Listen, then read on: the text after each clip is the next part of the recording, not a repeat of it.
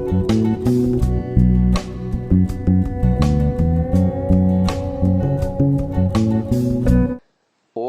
नमस्ते जी। दयानंद दिवाकर 21वीं श्रव्य कणिका। लेखक इसके हैं श्री आदित्य मुनि जी वानप्रस्थ। कल हमने श्वास प्रश्वास और आयु इसके विषय में एक तालिका आपको सुनाई थी। इससे आगे हम आपको सुना रहे हैं। मनुष्य एक दिन रात में 18,720 बार श्वास प्रश्वास निर्वाह करता है। प्रति मिनट में 13 बार श्वास प्रश्वास के हिसाब से 24 घंटे अर्थात 1440 मिनट में 18,720 श्वास प्रश्वास लेता है। इससे कोई कोई योगी कहते हैं कि प्राचीन काल में मनुष्यों के श्वास प्रश्वास का परिमाण आजकल से कम था, इसीलिए आयु अधिक थी। आजकल श्वास प्रश्वास का परिमाण अधिक होने के कारण आयु का परिमाण कम होता जा रहा है। आजकल भी प्राणायाम का अभ्यास मनुष्यों में जितना होता रहेगा उतनी ही आयु भी बढ़ती रहेगी। और सत्यार्थ प्रकाश में ऋषि दयानंद ने क्या लेख लिखा है? जो आचार्य और माता पिता अपने संतानों को प्रथम वय में विद्या और गुण ग्रहण के लिए तपस्वी कर और उसी का उपदेश करें तो वे संतान आप ही आप अखंडित ब्रह्मचर्य सेवन से तीसरे उत्तम ब्रह्मचर्य का सेवन करके पूर्ण अर्थात 400 वर्ष पर्यंत आयु को बढ़ावें। वैसे तुम भी बढ़ाओ। अब आगे बात आती है सीनौर में। स्वामी योगानंद सरस्वती के साथ व्यासाश्रम में स्वामी दयानंद सरस्वती ने रहकर विद्या के विभिन्न अंगों के बारे में शिक्षा ग्रहण की थी।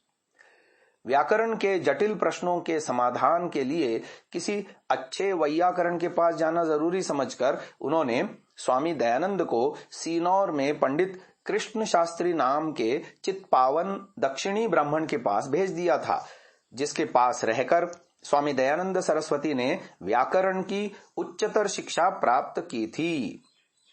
स्वामी दयानंद व्यास आश्रम में स्वामी योगानंद सरस्वती से अनुमानतः कार्तिक संवत 1906 विक्रमी के शुक्ल पक्ष तक अर्थात 31 अक्टूबर 1849 तक योग की शिक्षा प्राप्त कर कृष्ण शास्त्री से व्याकरण पढ़ने के लिए कार्तिक मास के कृष्ण पक्ष के प्रारंभ में अर्थात नवंबर 1849 ईस्वी के आरंभ में सीनौर चले गए और वहां 3 महीने तक व्याकरण का अध्ययन करके माघ संवत 1906 के कृष्ण पक्ष यानी 28 जनवरी 1850 ईस्वी के बाद पुनः चाणोद आ गए।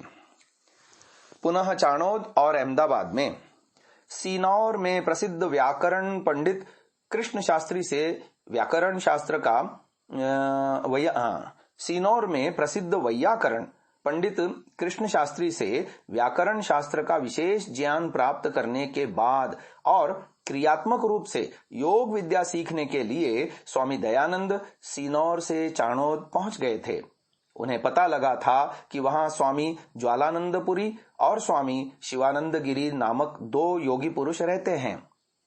दोनों ने ही उन्हें योग विद्या सिखाने के लिए शिष्य रूप में स्वीकार कर लिया था। पहले स्वामी ज्वालानंद ने उन्हें क्रियात्मक रूप से हठ योग की शिक्षा दी थी और स्वामी शिवानंद ने उन्हें क्रियात्मक रूप से राजयोग की शिक्षा दी थी। इन दोनों की योग शिक्षा के पाठ पर ही स्वामी दयानंद का भावी यौगिक जीवन चालू रहा था। इन दोनों के प्रति ही वे अपने जीवन भर आभारी रहे थे। उन्होंने उसे कठोर परीक्षाओं में रखा था और उत्तीर्ण होने पर शिष्य के रूप में ग्रहण कर लिया था। सीनौर से आकर स्वामी दयानंद ने 3 वर्ष का काल चाणोद और अहमदाबाद में योग शिक्षा के लिए बिताया था। यह काल चैत्री संवत 1905 से चैत्री संवत 1908 तक फाल्गुन से फाल्गुन तक का संभावित होता है। तत्पश्चात और 3 वर्ष का काल आबू पर्वत में रहकर योग सिद्ध पुरुषों की संगति में बिताया था। यह काल चैत्री संवत 1908 से चैत्री संवत 1911 तक फाल्गुन से फाल्गुन तक का संभावित है। इस 6 वर्ष के काल को वे अपने जीवन का सर्वोत्तम अंश समझते रहे हैं। योग विद्या की शिक्षा और अनुभव के संबंध में विस्तृत विवरण देना उसकी इच्छा के प्रतिकूल था, तथापि कलकत्ते के शिक्षित, ज्ञानी और भक्त लोगों के ऐकांतिक मनोभाव और आग्रह को देखकर उन्होंने इसका संक्षिप्त वर्णन इस निर्देश के साथ किया था कि मेरी मृत्यु होने के पूर्व उनका प्रकाशन नहीं होना चाहिए।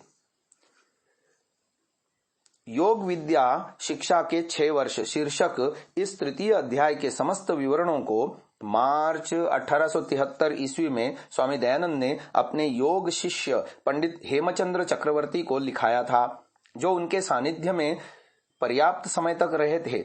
इस विषय में स्वामी दयानंद की मान्यता थी कि मैं इन तमाशे की बातों को देखना दिखलाना उचित नहीं समझता, चाहे वे हाथ की चालाकी से हों, चाहे योग की रीति से हों, क्योंकि योग के किए कराए बिना किसी को भी योग का महत्व व उसमें सत्य प्रेम कभी नहीं हो सकता।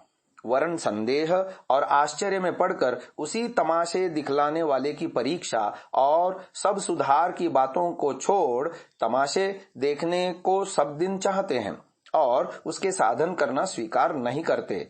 जैसे सीनेट साहब को मैंने न दिखलाया और न दिखलाना चाहता हूं, चाहे वे राजी रहे चाहे नाराज हों, क्योंकि जो मैं इसमें प्रवृत्त होऊं तो सब मूर्ख और पंडित मुझसे यही कहेंगे कि हमको भी कुछ योग के आश्चर्यजनक काम दिखलाइए। जैसा उसको आपने दिखलाया ऐसी संसार की तमाशे की लीला मेरे साथ भी लग जाती, जैसी मैडम H.P. बेलेवेट्स्की के पीछे लगी है। स्वामी दयानंद के H.S. कर्नल अलकाट साहिब तथा H.P. बेलेवेट्स्की के नाम 14 जुलाई 1880 के पत्र से ये हमने आपको अंश सुना दिया। आगे बात आती है हठ योग की। यह पहले ही बता दिया गया है कि योग 4 प्रकार के हैं। पहला हठ योग, दूसरा राजयोग, तीसरा मंत्र योग और चौथा लय योग। इनमें हठ योग से शरीर और मन स्वस्थ और सतेज होकर दूसरे योगों के लिए उपयोगी बन जाते हैं। योग के संबंध में स्वामी जी ने जो विचार प्रकट किए वे सरल, स्पष्ट तथा योग विषयक भारतीय दृष्टिकोण का पूर्ण प्रतिनिधित्व करते हैं। स्वामी जी के इस कथन की ओर ध्यान देना होगा कि जब तक कोई मनुष्य हठ योग की साधना नहीं कर लेता, उसका राजयोग की ओर बढ़ना संभव नहीं है। और यदि कोई व्यक्ति राजयोग की साधना की ओर पूर्ण सफलता के साथ अग्रसर है तो यह अनुमान कर लेना चाहिए कि उसने पूर्व जन्म में हठ योग की साधना की है। मेरे इस विचार का समर्थन सभी पठित हिंदुओं ने किया है, तथापि पाठक इसकी सत्यता का स्वयं निर्धारण करें। ये वक्तव्य है कर्नल हेनरी स्टील अलकाट के स्वामी दयानंद तथा आर्य समाज विषयक संस्मरण, जो कि मासिक वेदवाणी बहालगढ़ जनवरी 1986 ईस्वी में पृष्ठ संख्या 57 पर छपा हुआ हम पाते हैं। तो इस प्रकार हठ योग के साधन से योगी क्षुधा, तृष्णा, निद्रा, आलस्य, शीतोष्ण आदि व्याधि, रोग, शोक, जरा, वार्धक्य आदि द्वंद्व समूह पर विजय लाभ करते हैं। हठ योगी त्राटक योग के अभ्यास से दूरदृष्टि, सूक्ष्म दृष्टि और अव्याहत दृष्टियों को बढ़ाते हैं। कुंभक योग के द्वारा योगी लोग बहुत दिन तक निराहार तथा निरोग रह सकते हैं। इन सब यौगिक विभूतियों का स्वामी दयानंद ने स्वयं अनुभव किया था। हठ योग 2 प्रकार का है, गोरक्ष मुनि का 6 अंग वाला योग और मार्कंडेय मुनि का 8 अंग वाला योग। उभय प्रकारों का उद्देश्य कैवल्य लाभ ही है। हठ योग के पाठ। शरीर को निरोग और दृढ़ रखने के लिए गुरुजी ने स्वामी दयानंद को इन सब क्रियाओं की शिक्षा दी थी। धौती, नेति, बस्ती, श्वास परिवर्तन, आतप स्नान, जल स्नान, नासापान, जलपान, कुंभक योग, त्राटक योग, आसन और मुद्रा। हठ योग का प्रकार एकदम बहुत तमाशा है। उसमें बस्ती अर्थात गुदा के मार्ग से पानी चढ़ाकर संशोधन करना, त्राटक अर्थात पलक बिना झपके टकटकी लगाकर देखना, नेति अर्थात नासिका में सूत्र डालकर मुख से निकालना, धोती अर्थात लंबे से लंबा धोती का टुकड़ा मुख के रास्ते पेट में डालकर फिर बाहर निकालना। इस प्रकार तमाशा रचने को खटपट प्रयत्न करके कभी योग सिद्ध होवे तो साधो, परंतु इन कामों से तो रोग ही पैदा होते हैं। ये महर्षि दयानंद जी के खुद के पूना प्रवचन के 11वें प्रवचन में वचन मिलते हैं। धौती क्रिया। धौती से शरीर को पूर्णतया निरोग और स्वास्थ्यवान किया जा सकता है। वायु धौती, अग्नि धौती, जल धौती और वस्त्र धौती के अभ्यास साधारणतः प्रचलित हैं।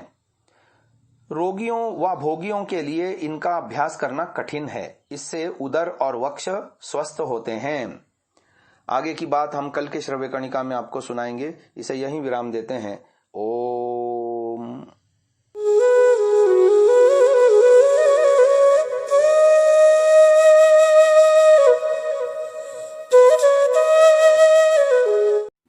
Download Sansa app, RVirdal app, visit sansa.org, rvirdal.in।